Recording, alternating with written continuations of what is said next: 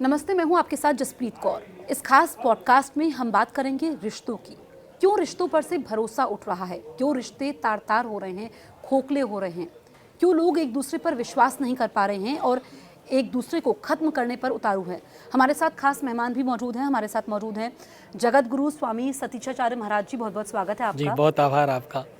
जगत गुरु जी, हम एक के बाद एक ऐसी खबरें देख रहे हैं जिससे मन बहुत व्यथित होता है। झकझोरने वाली तस्वीरें सामने आती है कि लोगों का रिश्तों पर से भरोसा उठ रहा है, तार तार हो रहे हैं रिश्ते। सबसे पहले आप ये बताइए कि इसके पीछे आप वजह क्या देखते हैं? जसप्रीत जी, मुझे लगता है कि रिश्ते जो है ना, रिश्ते विश्वास की नींव पर चलते हैं। रिश्ता क्या है? रिश्ता एक विश्वास की परंपरा है। एक रात्रि पहले तक आप जिसे बिल्कुल नहीं जानते थे, रात्रि में ब्याह हुआ और दूसरे दिन बाद आप कहते हो कि ये मुझे 7 जन्मों के लिए चाहिए। ये जो विश्वास की परंपरा है, आज उस विश्वास को लोगों ने दरकिनार कर रखा है। रिश्ते तब अच्छे हो सकते हैं, रिश्ते तब ज़्यादा बेहतर चल सकते हैं जब आप उस पर विश्वास की नींव रखते हैं। आज विश्वास कहाँ है, भरोसा कहाँ है? और विश्वास को केवल विश्वास से मत समझिए। विश्वास केवल कहने भर के लिए शब्द नहीं है, ये केवल एक वर्ड नहीं है। विश्वास मेरा अपना जो अभी तक का अनुभव है, क्योंकि मैं प्रेमेश्वर पीठाधीश्वर हूँ, मैं प्रेम को ही देखता हूँ। आज परंपरागत 97% इस पर गिरावट आई। कितने परसेंट? 97% गिरावट आई है। मतलब जहां इस देश में प्रेम की परंपरा को पूरे विश्व में जाना जाता था कि यहाँ की महिलाएं, यहाँ के पुरुष एक दूसरे के साथ 7 जन्मों तक रहना चाहते हैं। एक बार जिसको पा लिया, जैसा भी मिल गया उसको, ये एक दूसरे को सोचते थे कि भाई हमारा जीवन साथी, चाहे वो male to female, female to male हो, वो हमारा जीवन साथी हमारे साथ 7 जन्मों के लिए है। वर्ष मतलब जन्म जन्मांतर का मेरा साथ है। ये विश्वास, ये भरोसा, इस यकीन को हमने ऑलमोस्ट डेंट कर दिया है। और इस डेंट करने में अगर आपकी उस बात पर मैं चर्चा करूं कि कारण क्या है, रीजन क्या है, क्यों हमने डेंट किया है? डेंट इसलिए किया क्योंकि हमारे जीवन में रियलिटी समाप्त हो गई है। अब हम रियल नहीं है कहीं से भी। लोग एक दूसरे के साथ 7 जन्मों का वादा निभाने की कस्में खाते हैं, 7 दिन नहीं टिक पाते हैं रिश्ते में। रिश्तों में अगर आप स्वार्थ ढूंढते हैं, रिश्तों में अगर आप किसी भी तरह से अपना मतलब और अपना फायदा देखते हैं, वो रिश्ता कैसे चलेगा? देखिए, रिश्ता स्वार्थ नहीं है।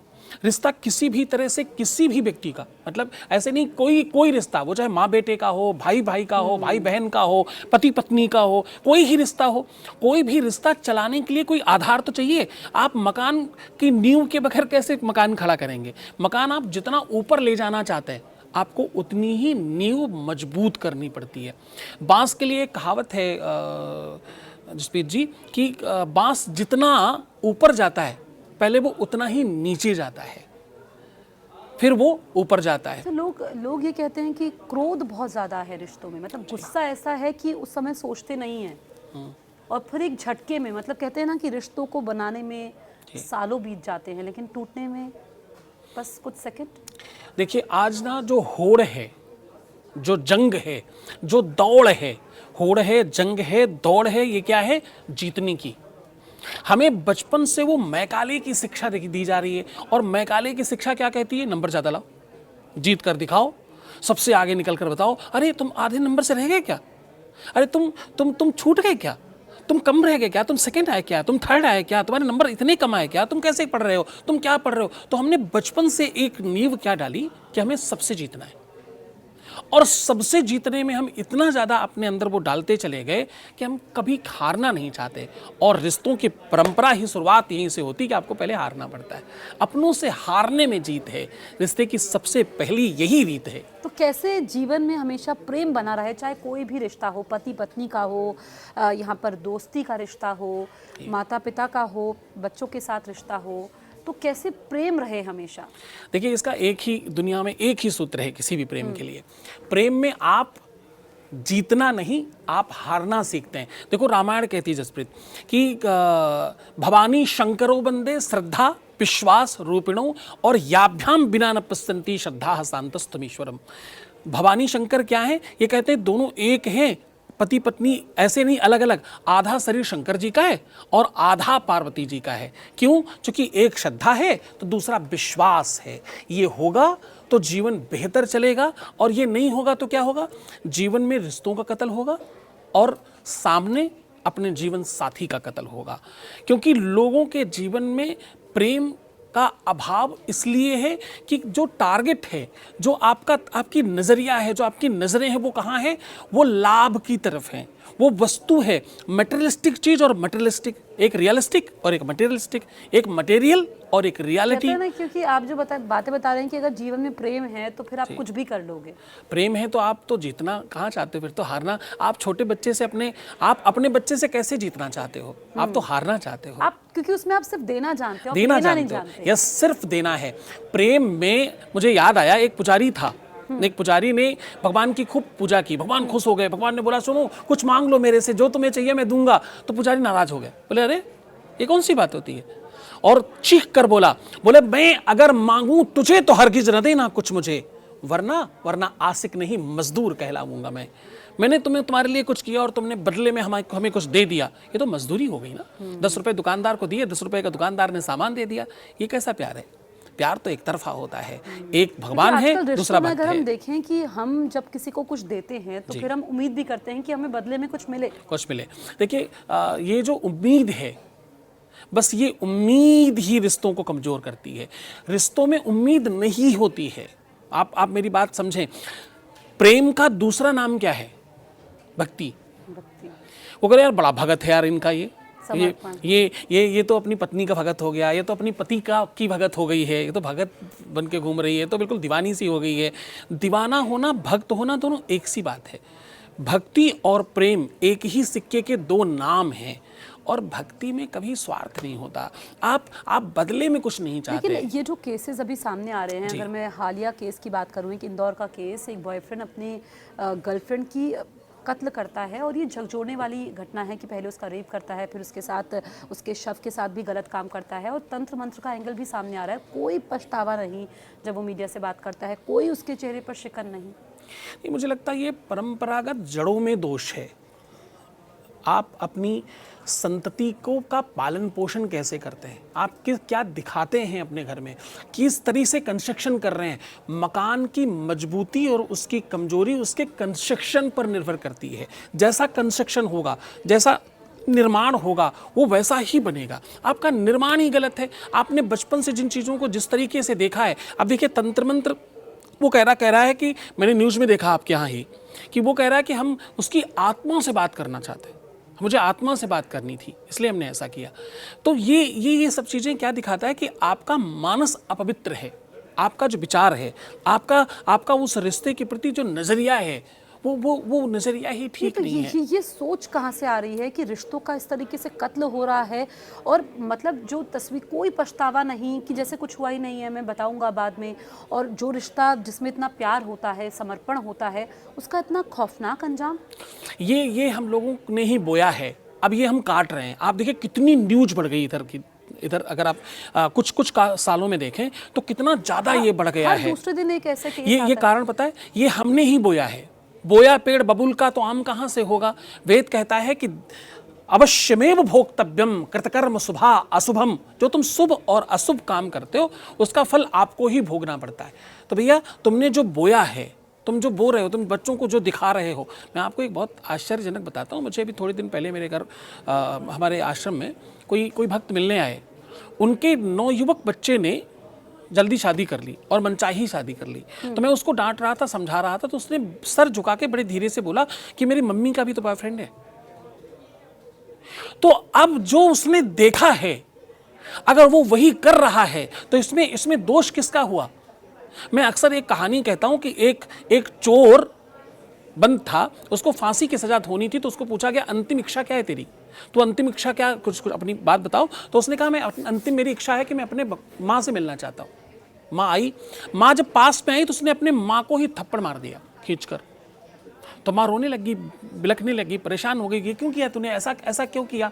तो उसने कहा कि माँ ये वही वाला थप्पड़ है, मैं तुझे वापस कर रहा हूँ।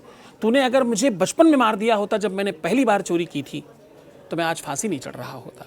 मतलब आप घर में अपनों से चीजें सीखते हैं, अपनों से सीखते हैं, आसपास के माहौल से सीखते हैं, रील से सीखते हैं। संस्कार भी बहुत अच्छे होते हैं, बच्चे रास्ता भटक जाते हैं, उसमें अगर हम देखें तो उस तरह के केसेस भी बहुत सामने आ रहे हैं। बाघ के बगिया के हर वृक्ष का दोष और गुण उसके माली पर और उसके पालन पोषण पर होता है। आप माने अथवा नहीं माने, ये माहौल जो बनाया जा रहा है, सैकड़ों सालों से आपको बिगाड़ा जा रहा है, अब आप बिगड़ गए, अब आपको लग रहा है अरे ऐसे कैसे हो गया। ये सैकड़ों सालों का कुप्रचार है। आपने टीवियों में, पिक्चरों में क्या देखा है? आपने पिक्चरों में देखा कि एक गरीब किसान का बच्चा, एक मजदूर अपनी ही मालिक की बेटी से प्यार करता है और बगावत करके उसे हासिल कर लेता है। ये दिखाकर क्या साबित क्या कराया गया कि तुम्हें पढ़ने की जरूरत नहीं है, तुम्हें बड़ा आदमी बनने की जरूरत नहीं, तुम तो अपने मालिक की बेटी को पटा लो और उससे शादी कर लो, सब ठीक हो जाएगा। कभी भी हीरो अमीर क्यों नहीं हो सकता? गरीब ही हमारे यहाँ हीरो क्यों होगा? हमने पिक्चरों में क्या देखा, क्या है, किस तरीके से हमें परोसा क्या गया है, हमने वही देखा, हम वही देख देख करके बड़े हुए, हम तो उसी को सत्य मानते हैं कि बस किसी को पटा लो, उसके बाद तुम तो राजा हो गए। बिल्कुल, ये जो आप बातें बता रहे हैं, इसमें अगर हम केसेस की बात करें तो अभी जो हालिया केस है कि एक सॉफ्टवेयर इंजीनियर जो कि अपनी गर्भवती पत्नी का कत्ल कर देता है और शादी को कुछ समय हुआ होता है, उसको अपनी पत्नी के आचरण पर शक था, तो वो ये दिखाता है कि लूटपाट होती है और ये सब होता है, लेकिन बाद में वो टूट जाता है। हाँ, देखिए ये पूरा का पूरा जो अरेंजमेंट है, आप किसी को भी गलत अथवा सही का निर्णय कैसे दे पाते हो? आप निर्णायक कैसे हो पाते हो? आप स्वयं कैसे कोर्ट और कचहरी वाली बातें समझ पाते हो कि आपको ही इसका निर्णय कर लेना है और आपको इस तक कदर निर्णय कर लेना है कि कोई अगर चरित्रहीन है तो उसके आप जीवन से खिलवाड़ करेंगे? मुझे लगता है ये सारा का सारा आज के माहौल का, खान पान का, आपकी उस रील का, सबसे ज़्यादा तो मैं आपको कहूँगा कि ये जो पश्चिमी सभ्यता हमारे यहाँ बढ़ चढ़ करके आ गई, हमने जिस तरीके से फिल्मों में वो आइटम सॉन्ग्स देखे हैं, जिस तरीके से हमने वो आजकल के सीरियल्स देखे हैं, वो कोई आजकल के क्या करके होता है, कोई के सीरियल होता है, क्या बोलते हैं उसको, वो कोरियन वेब सीरीज और जाने क्या, आज उनमें आप दिखाते क्या हो, उसमें आप देखते क्या हो? और जितने भी आप गेम खेल रहे हो, गेम में आप बंदूक चला रहे हो, आप गन चला रहे हो, लोगों को मार रहे हो, देखो ये प्रवृत्तिगत आपके अंदर आता है। डेवलपमेंट धीरे धीरे शनय शनय होता है। अगर कोई व्यक्ति चुटकुला सुनकर हंसता नहीं, कपिल शर्मा का या किसी भी ऐसे व्यक्ति का शो देखकर आपको हंसी नहीं आती, आपको कोई देशभक्ति की बात सुनकर के जोश नहीं आता, तो आप समझिए आप में इमोशंस नहीं है। अगर इमोशंस हैं तो इनका इम्पैक्ट भी होगा। तो भैया जब तुम गेम में बंदूक चला रहे हो, चाकू मार रहे हो, सारे हथियार रख रहे हो और दौड़ कर गए, इसको मारा, उसको मारा, इसको खून कर दिया, उसको खून कर दिया, तो ये आपकी प्रवृत्तिगत चीजें आपके अंदर डेवलप हो रही हैं। ऐसे कर रहे हो। हाँ जी, ऐसे गेम्स टोटल बंद कर देनी चाहिए देश से। अगर इस देश का भला चाहिए तो सबसे पहले वो मारकाट वाले आपको गेम बंद करने पड़ेंगे, उल्टी सीधी चीजों को देखना बंद करना पड़ेगा। आपको अपनी टेलीविजन पर, अपने सीरियल्स पर और आपके इंटरनेट पे आपके देश में क्या परोसा जा रहा है, आप गूगल, इंस्टाग्राम, फेसबुक ये बंद मत करो, लेकिन लिमिट तो लगा सकते हैं ना कि हम सुनिश्चित तो कर सकते हैं ना कि हम क्या नहीं चलेंगे देखेंगे। हम ये भी देख रहे हैं कि लोगों को असफलता मिलती है, जीवन में हताश हो जाते हैं, कुछ लोग आत्महत्या तक कर रहे हैं। हम देख रहे हैं कि इतने केसेस आ रहे हैं जो अपनी ज़िंदगी जो अभी पढ़ रहा है, चाहे हम बच्चों की खासकर बात करें, एग्ज़ाम सेंटर देरी से पहुंच रहे हैं, आत्महत्या कर ले रहे हैं, फेल हुए, या फिर अगर हम आगे देखें कि जीवन में कोई परेशानी आई तो उनको आत्महत्या करना सबसे आसान रास्ता लग रहा है, अपने जीवन को ख़त्म करना। ऐसे केसेस की बाढ़ आ गई है।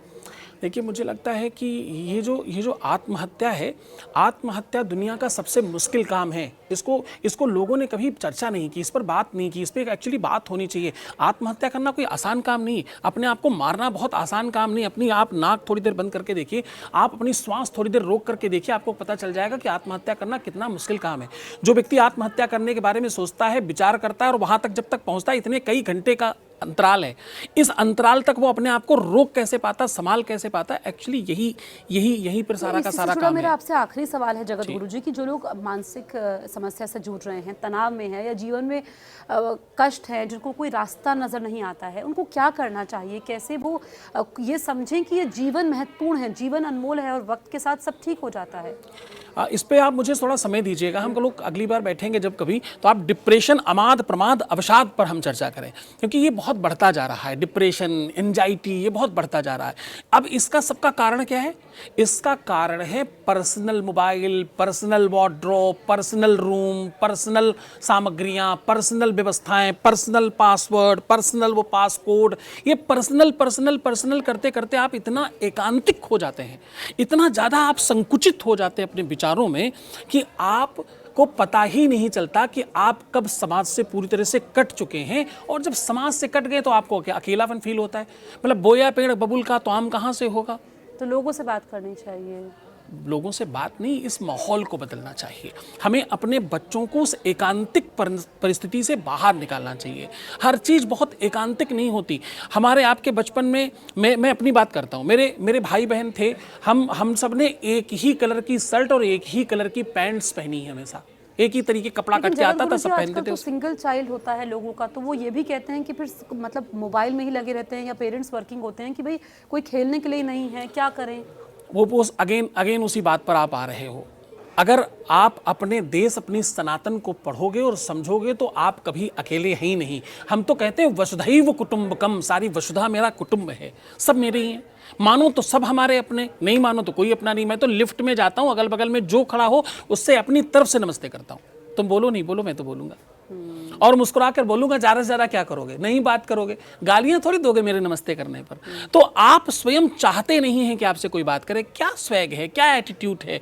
अरे सबको मर जाना है, बखान क्या करूँ मैं राखों के ढेर का, चपटी भभूत में है खजाना कुबेर का। सबको राख हो जाना है, मरना तो है ही। अभी मस्ती कर लो, अभी मटरगस्ती कर लो, अभी जितना तुम इधर उधर की नाटक कर रहे हो कर लो, सबको स्वाहा हो जाना है। तो उससे पहले लोगों से बात करो, मिलो जुलो। क्या रखा है एकांतिक परिस्थितियों में? एकांत में कुछ नहीं होता। एक दूसरे पर हंसने से, मजाक उड़ाने से, बदतमीजी करने से, मूर्खता करने से, एटीट्यूड दिखाने से, स्टाइल मारने से तुम्हारी जान कसम कुछ नहीं मिलेगा तुमको मिलेगा कब? जब तुम सबके हो जाओगे। या तो जीत लो किसी को, और या तो जीतने का मौका दे दो, इसके अलावा और कोई तरीका नहीं है। ये मुझे लगता है कि परम सत्य है कि एक दिन सबको जाना है, तो क्यों ना मुस्कुराहट के साथ ही जीवन को जिया जाए। मुझे लगता है कि जिन्होंने भी हमारा ये पॉडकास्ट देखा होगा, कहीं ना कहीं उनके चेहरे पर हम मुस्कुराहट जरूर लेकर के आए होंगे। जगत गुरु जी, आप हमारे स्टूडियो में आए, इतनी अहम जानकारियां आपने दी, इसके लिए आपका बहुत बहुत शुक्रिया। आपका भी बहुत बहुत धन्यवाद। आप देखते रहिए न्यूज़ 18 इंडिया।